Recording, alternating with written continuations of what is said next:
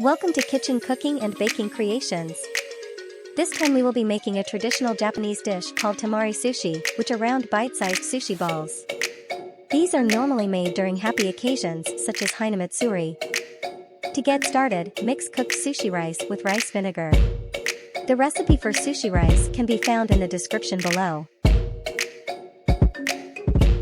Next, use plastic wrap as a mold to form the rice into round balls. Now it's time to prepare your topping ingredients.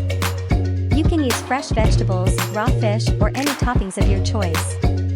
Next, using plastic wrap, place your toppings on the film, add the rice ball and wrap the plastic into a tight sphere.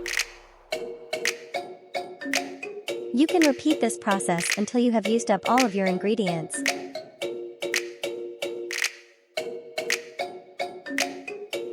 Now it's time to plate up and top your sushi with any additional toppings.